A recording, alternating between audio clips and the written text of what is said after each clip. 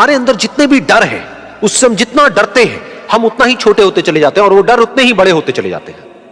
लेकिन अगर हम अपने अंदर के डरों से नहीं डरते हैं और उसका सामना करते हैं तो दुनिया का ऐसा कोई भी डर नहीं है जो कि हमें डरा पाए।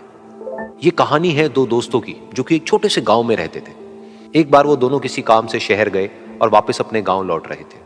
उनके गांव तक पहुंचने के लिए उनको एक घने जंगल से होकर के गुजरना था और जब वो उस जंगल से गुजर रहे थे तो एक दोस्त को प्यास लगी और वो पानी ढूंढने के लिए रास्ता भटक गए। थोड़ी ही देर बाद शाम हो गई और रात होने ही वाली थी। तो उन दोनों की नजर एक गुफा पे पड़ी जो कि पेड़ों से घिरी हुई थी चारों तरफ से।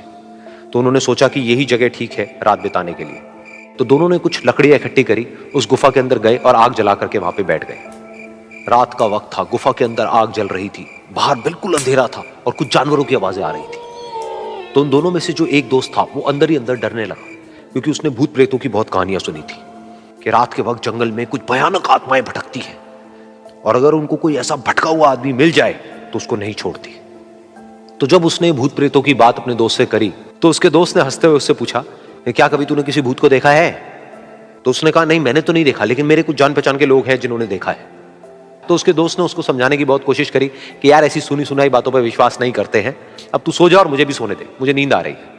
और इतना कह करके उसका दोस्त वहीं पर लेट गया और थोड़ी देर में सो गया।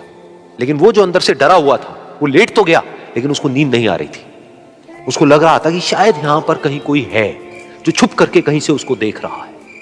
उस आग की वजह से कुछ परछाइयां बन रही थी वहां पर पत्थरों पर, तो उन परछाइयों को देख करके भी वो डर रहा था। फिर कुछ घंटे तक ऐसे ही चलता रहा। फिर उसके बाद में क्योंकि वो थका हुआ था तो उसको नींद आ गई। लेकिन नींद आने के कुछ देर बाद ही उसको एक सपना आया। सपने में उसको एक बहुत ही भयानक परछाई उसकी तरफ बढ़ती हुई नजर आई। अब जैसे जैसे वो अंदर से डरता चला जा रहा था, वो परछाई उसके और पास आती चली जा रही थी और बड़ी होती चली जा रही थी। और उस परछाई में एक हाथ उसको नजर आया जिसके बड़े बड़े नाखून थे और वो हाथ उसकी तरफ बढ़ता चला गया और उसके गले तक पहुंचने ही वाला था कि तभी वो डर करके एकदम से उठा।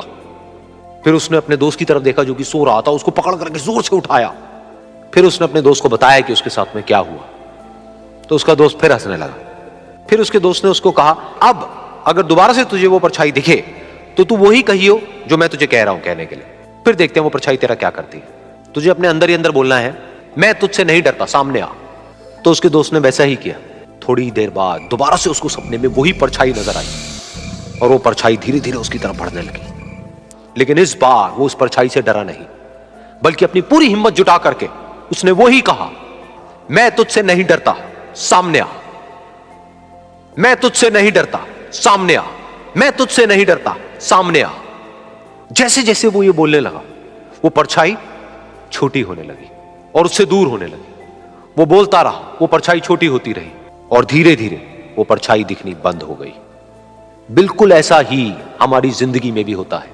हमारे अंदर जितने भी डर है, उससे हम जितना डरते हैं हम उतना ही छोटे होते चले जाते हैं और वो डर उतने ही बड़े होते चले जाते हैं।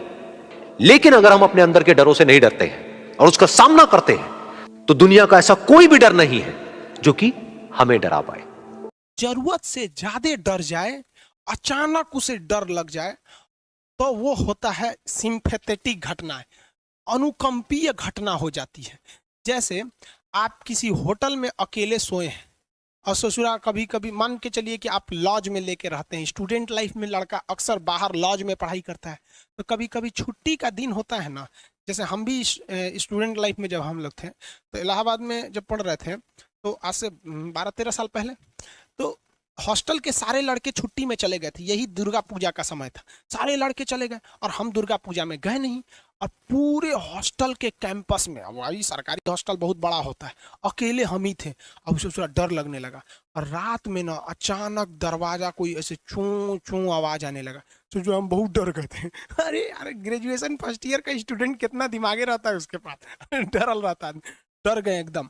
तो जब आप डर जाते हैं तो उसी को कहते हैं सिंपैथेटिक, यानी अनुकंपीय। और इस डर के बदौलत आपके बॉडी में कुछ गड़बड़ होने लगता है। आपकी आंखें बड़ी हो जाती हैं, ऑटोमेटिक आंखें बड़ी हो जाती हैं, सांस तेजी से चलने लगता है, रोंगटे खड़े हो जाते हैं ना, जो चेहरे पे जो रोम्स होते हैं ना, बाल खड़े हो जाते हैं एकदम, पसीना आने लगता है, पसीना। और जबकि मुंह सूख जाएगा, मुंह में थूक नहीं बनेगा, लार नहीं बनेगा, थूक सूख जाएगा, थूक नहीं घोटाएगा। ससुरा कौन ची हो गया रे, ये चो चो कौन ची बोल रहा है 2 बजे रहती है, कौन आ रहा है, उसी में घुंघरू घुंघरू की आवाज सुनाई देती है, छम छम। कोई बोलेगा तुम मेरे पिछले जन्म के प्रेम हो, मैं तुम्हें लेने आई हूँ। अच्छा एक चीज देखें, भूत हमेशा महिलाएं बनती हैं, पुरुष भूत बनता है जी? वो तो इसी जन्म में भूत है, उसको क्या अगले जन्म में भूत थोड़े बनाएंगे? समझिए था। अच्छी डर लगने लगेगा, आजा कोई खटखटाएगा, खोलो तुम्हें मैं लेने आई हूँ, यमराज की भतीजी हूँ मैं। अरे ससुरा, खोलिएगा उसको तो कहेंगे दूर ससुरी तो हमरी वाली है रे। तब आपका मन एकदम हरिहरा जाएगा, आहा हमरी वाली आई है मिलने के लिए। तब जब आप रिलैक्स हो जाते हैं तो उसे कहते हैं पारासिम्पैथेटिक, यानी परा अनुकंपीय। अब जो जो घटनाएं हुई थी सब नॉर्मल हो जाएगा। अखिया जो चकरा गया था नॉर्मल हो जाएगा, जो मुंह सूख गया था अब मुस्कुराने लगेंगे। अब आओ बैठो बैठो बैठो, हॉस्टल में कोई नहीं है, बैठो बैठो बैठो बैठो यहाँ पे। और जो ऐसे समझ आएंगे कि नहीं, और जो रोंगटे खड़े हो गए थे अब वो नॉर्मल हो जाएंगे, पसीना उसीना नॉर्मल हो जाएगा एकदम। मुंह तो दिए हैं पैंट में तो कहेंगे बैठो बैठो हम कपड़ा बदल के आ रहे हैं, बैठ जाओ बैठ जाओ। समझ में आ गया कि नहीं? इसको कौन कंट्रोल कर रहा था पता ही नहीं चलता। आप लोग के साथ भी ऐसा ही घटनाएं हुई होंगी, हम लोग